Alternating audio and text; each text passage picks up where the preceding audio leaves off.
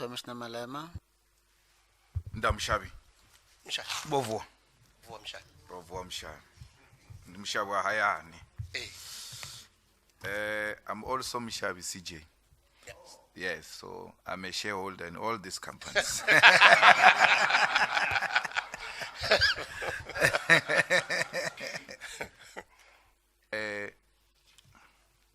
Mshabi, can you just take us through each company? So you say Bashabi Basena Investment, what does it have, what does it do? And then go to the next one like that, so that tomorrow when they are exposed somehow, then you are not accused of having not said one or two things.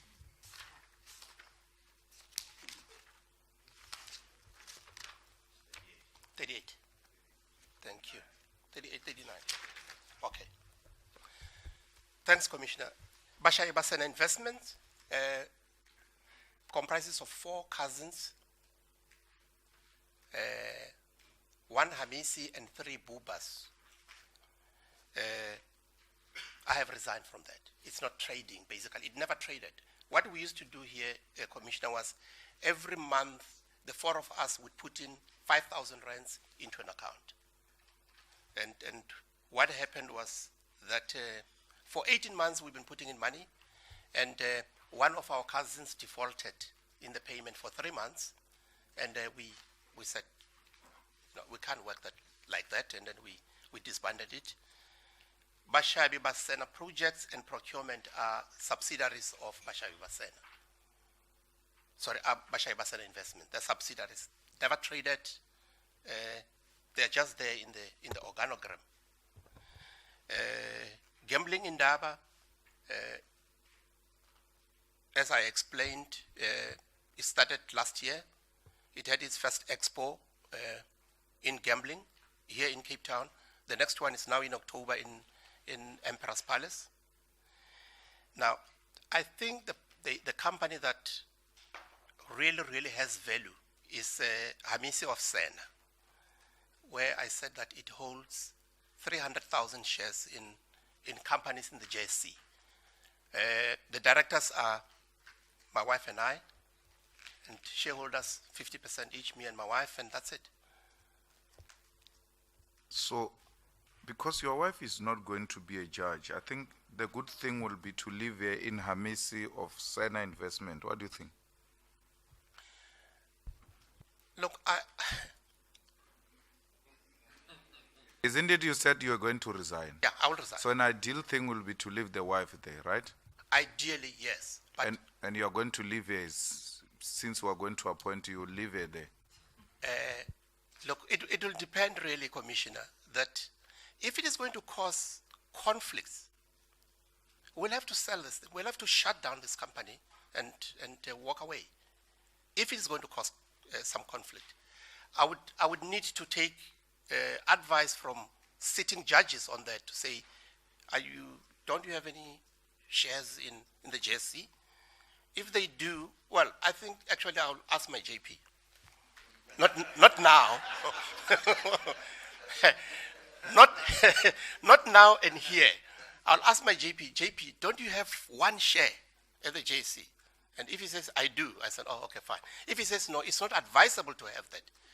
You know, and understand that you can't shift this thing, Commissioner, to your wife, to your children, because you're still, they're still yours, really. If you have to shut down, and become a judge. No, I'm asking a simple question. Since you're going to be a judge, this is a matter you should have thought about it before you came here. Are you going to resign, you and your wife? Okay, let's ask it differently. Is it correct, let's say you're not going to be a judge, is it correct for JP's wife to have shares in any trading company? Or any other judge?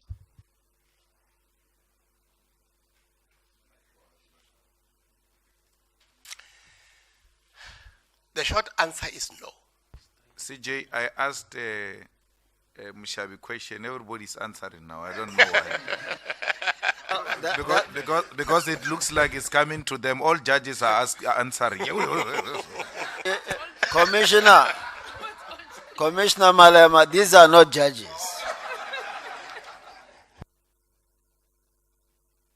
The short answer, Commissioner, is no. So judges' wives must not have shares in business. Or partners, not in husbands, yes, partners, yeah. Well, Yeah. Well, Commissioner, like I said, if it's going to cause a conflict, there must not be. Mushabi, I want us to help each other because by virtue of being Mushabi, you know, I'm already conflicted.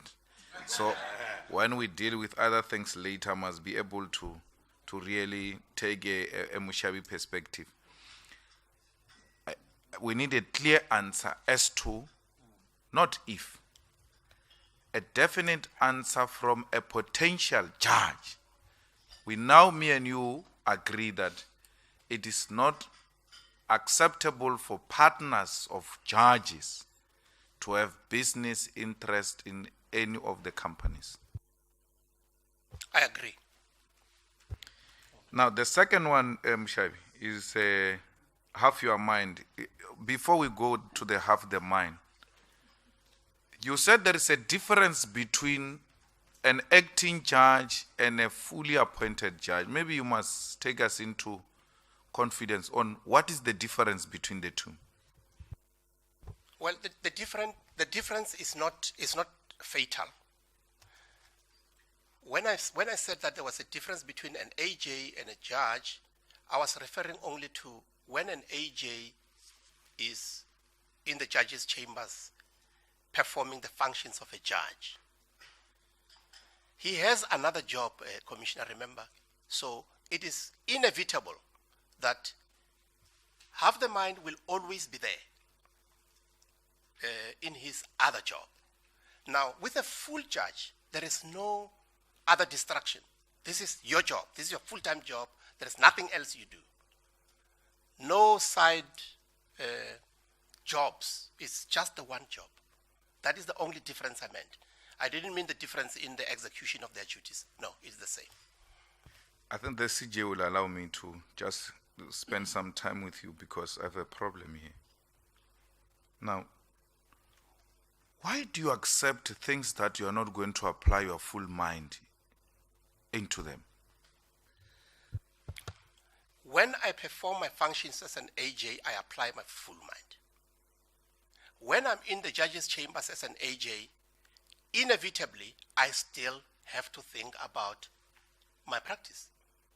I don't shut down my practice when I become a judge.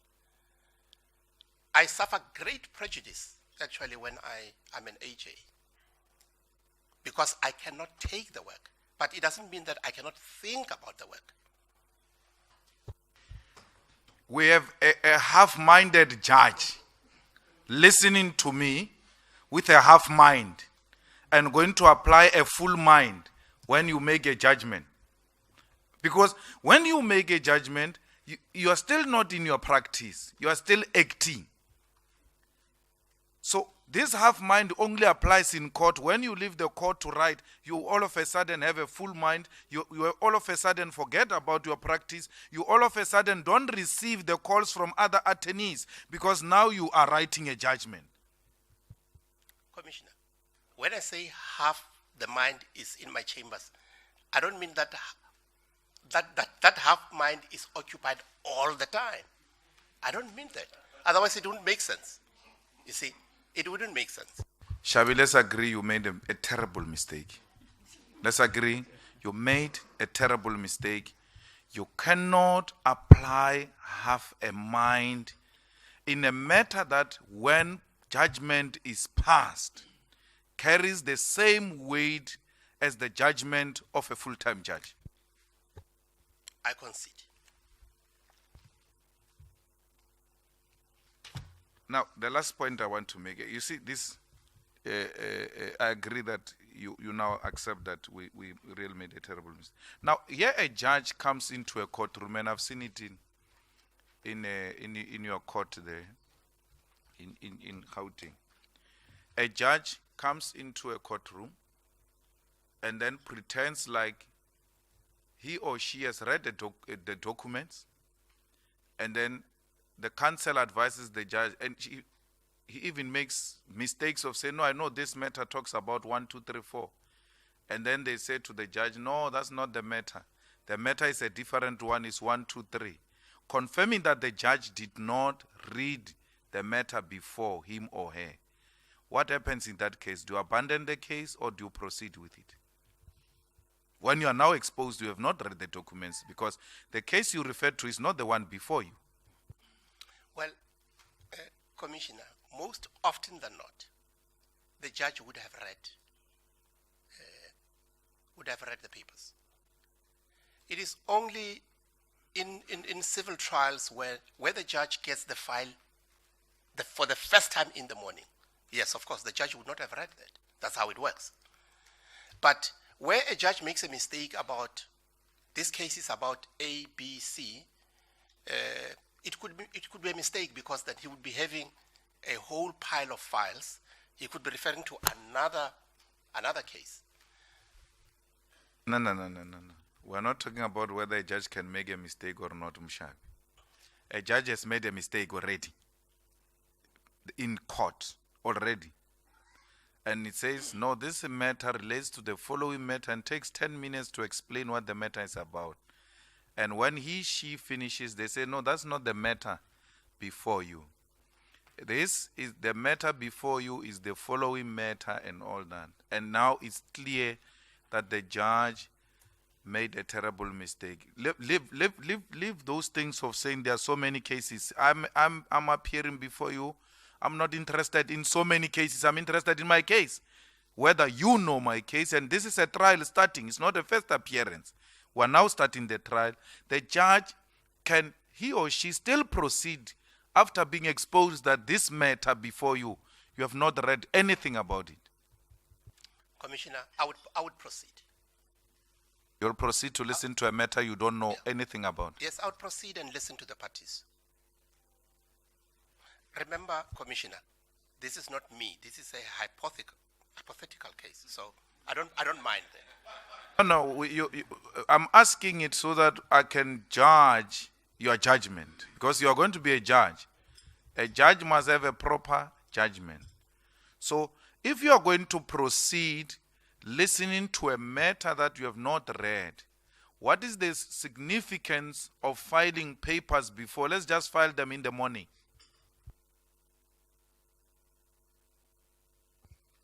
Commissioner, as I said, hypothetically, I would listen to the matter. At the conclusion of the matter, I would ask the parties to provide me with heads of argument, and then when I write my judgment, I will have the whole spectrum of the facts and the law that I need. Remember, Commissioner, it's hypothetical. Thank you, CJ. Thank you, Commissioner Malema. Prof?